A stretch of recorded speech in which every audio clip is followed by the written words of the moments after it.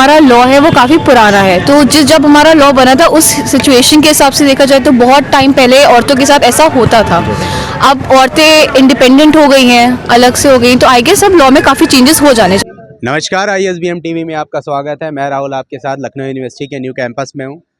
आपने हाल ही फिलहाल में एक घटना का जिक्र सुना होगा। अतुल सुभाष नाम के एक AI इंजीनियर जो 32 साल के थे, कुछ कानून की कमी की वजह से या फिर कुछ पारिवारिक कलह की वजह से उनको अपनी जान देनी पड़ी, जिसका दुख सभी लोगों को है। जानना चाहेंगे स्टूडेंट की क्या राय है कि इस कानून के बारे में, या ये क्या सोचते हैं, ये सही हुआ कि गलत हुआ, गलती किसकी है, कानून गलत था या सही नहीं आया था। एक जज का भी नाम सामने आया कि इस केस को लेकर के जज ने भी उनका साथ नहीं दिया। तो चलिए हम बात करते हैं। सर, आपका नाम क्या है? जी, मेरा नाम प्रज्वल प्रकाश मिश्रा है। जी। मैं ये कहना चाहता हूँ, जो भी अतुल सुभाष के साथ हुआ है वो बहुत गलत हुआ है। उन्होंने सुसाइड नोट के साथ साथ अपने जो भी वीडियो के प्रमाण दिए थे उसके हिसाब से उनको इंसाफ नहीं मिला है। यहाँ पर भारत में संविधान तो है लेकिन जेंडर इक्वालिटी के नाम पे उतनी नहीं है। जेंडर इक्वालिटी हमेशा होना चाहिए। जितना महिलाओं को मिलता है इक्वालिटी, उतना ही मर्दों को मिलना चाहिए।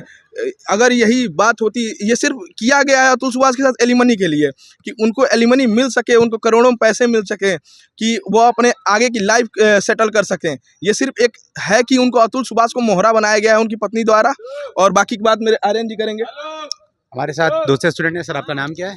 मेरा नाम आर्यन गिरी है। मैं BBA कोर्स सेकंड ईयर का छात्र हूँ।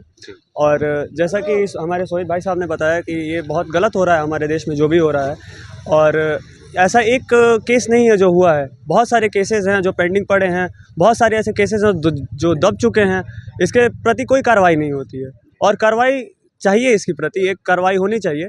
और इस चीज़ को मतदान रखते हुए बहुत सारे हमारे युवा हैं और बहुत सारे लोग हैं जो सुसाइड कर लेते हैं, जिनका कई सारे अनसीन स्टोरीज़ होते हैं, कॉमिक्स छपते हैं, बहुत सारी चीज़ें हैं जो चीज़ें ये सरकार को करनी चाहिए। और महिलाओं के साथ साथ पुरुषों को भी एक साथ में लेके चलना चाहिए कि अगर पुरुष कुछ बोलते हैं तो उनके खिलाफ कभी कुछ नहीं किया जाता है। महिला अगर एक बार भी बोले तो उनको तुरंत जितनी भी सुविधाएं होती है दी जाती हैं, पुलिस प्रशासन सब साथ खड़े रहते हैं। लेकिन अगर पुरुष बोलते हैं तो उनके खिलाफ कुछ भी एप्लीकेशन नहीं लिखा जाता, कभी कभी उनको पुलिस स्टेशन से भगा भी दिया जाता है। तो आपके हिसाब से क्या कानून में बदलाव होना चाहिए या फिर एक नया कानून बनना चाहिए पुरुषों के लिए? जी बिल्कुल, कानून में बदलाव होना चाहिए। और जहाँ तक मैं समझता हूँ कि बदलाव इस तरीके से होना चाहिए कि दोनों पार्टी जो होती है उनकी बात सुननी चाहिए, और जैसा महिलाओं के साथ होता है वैसा पुरुषों के साथ भी होना चाहिए। ये चीज़ों को सरकार को समझना चाहिए। और यही है, आप ये भी देख सकते हैं कि सरकार ने महिला हेल्पलाइन नंबर 1090 जारी किया है, जबकि ये पुरुषों के लिए ऐसी कोई सुविधा नहीं है। अगर पुरुषों के साथ ऐसा कुछ होता है तो पुरुष कहाँ जाएंगे?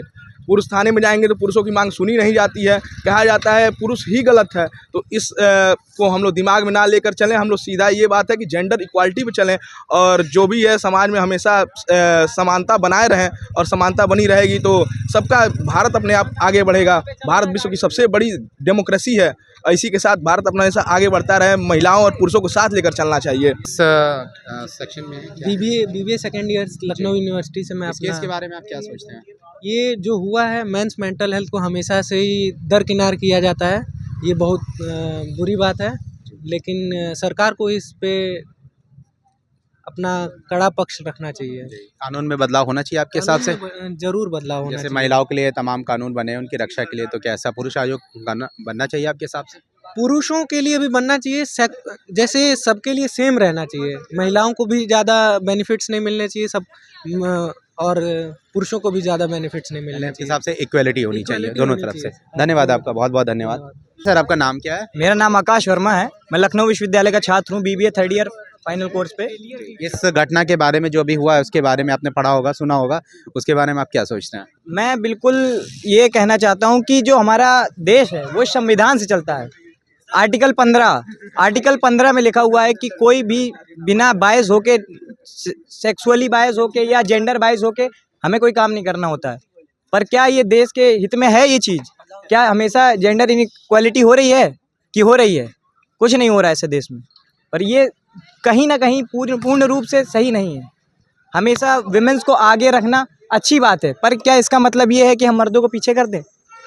तो आपके हिसाब से नया कानून बनना चाहिए या पुराने कानून में बदलाव की ज़रूरत है? नहीं, बदलाव की ज़रूरत नहीं, हम लोग को बस इसको पूर्ण रूप से सही तरीके से फॉलो करने की ज़रूरत है।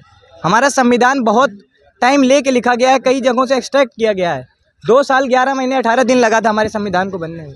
तो क्या ये आपको नहीं लगता कि इसमें संशोधन की ज़रूरत है? नहीं, मुझे तो नहीं लगता कहीं ज़रूरत है, बस हमें फॉलो करने की ज़रूरत है, सही पैटर्न में सही रूल से। अभी हमने अन्य स्टूडेंट से बात किया, लखनऊ यूनिवर्सिटी जो न्यू कैंपस में, यहाँ पर कुछ विद्यार्थियों से बात किया। आइए हम बात करते हैं इस विद्यालय में पढ़ने वाले BBA के कुछ स्टूडेंट से। मैम, आपका नाम क्या है? खुशी। खुशी, आप किस स्ट्रीम से हैं? BBMS। BBMSC। ओके, खुशी जी, जो भी ये केस हुआ उसके बारे में आपने सुना पढ़ा है? जी। क्या सोचती हैं आप इसके बारे में? उसको इक्वल लॉ होने चाहिए लड़की और लड़का दोनों के लिए। अगर ऐसा केस हुआ तो भाई वुमेन हूँ मैं, पर मैं भी ये चाहूँगी कि उसको सज़ा मिले। इक्वलिटी होनी चाहिए, तो पुराने कानून में बदलाव होने चाहिए या फिर नए कानून आने चाहिए आपके नए साथ? कानून आने चाहिए। अच्छा। अगर इक्वलिटी हो रही है तो प्रॉपर जो पनिशमेंट उसके लिए लड़कों के लिए होती है वही लड़कियों के लिए भी होनी चाहिए, अगर ऐसे कोई सिचुएशन है तो। ओके। धन्यवाद मैम। आपका नाम क्या है मैम? मेरा नाम अमृति है अमृति जी, आप किस स्ट्रीम से हैं? मैं भी BBMS से ही हूँ। और इसके बारे में क्या सोचते हैं? मुझे लगता है ना कि जैसे कि चीज़ें शुड बी सिचुएशनल बेस्ड, क्योंकि कभी कभार हाँ लड़कों की तरफ से भी गलती होती है, लड़कियों की तरफ से भी गलती होती है।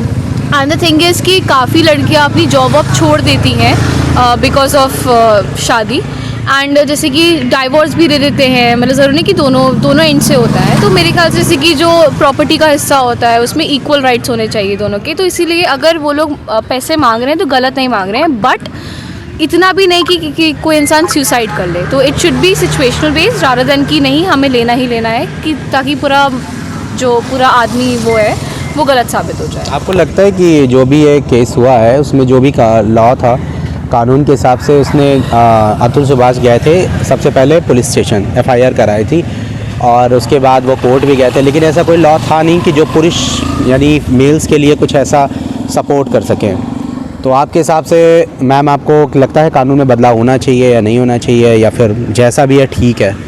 नहीं, एक्चुअली बदलाव होना चाहिए, क्योंकि जो हमारा लॉ है वो काफ़ी पुराना है। तो जब हमारा लॉ बना था उस सिचुएशन के हिसाब से देखा जाए तो बहुत टाइम पहले औरतों के साथ ऐसा होता था। अब औरतें इंडिपेंडेंट हो गई हैं, अलग से हो गई, तो आई गेस अब लॉ में काफ़ी चेंजेस हो जाने चाहिए, उनके अकॉर्डिंगली होना चाहिए, क्योंकि अगर हर चीज़ में क्वालिटी है तो इसमें भी होनी चाहिए। धन्यवाद। हमारे साथ कुछ विद्यार्थी थे। उम्मीद करते हैं हमारे द्वारा दी गई जानकारी से आप संतुष्ट होंगे और अधिक जानकारी के लिए देखते रहिए ISBM TV न्यूज़। साथ ही हमारे YouTube चैनल को लाइक और सब्सक्राइब अवश्य करें तथा बेल आइकन को प्रेस करना बिल्कुल ना भूलें, ताकि वीडियो की नोटिफिकेशन सबसे पहले आप तक पहुंचती रहे। धन्यवाद।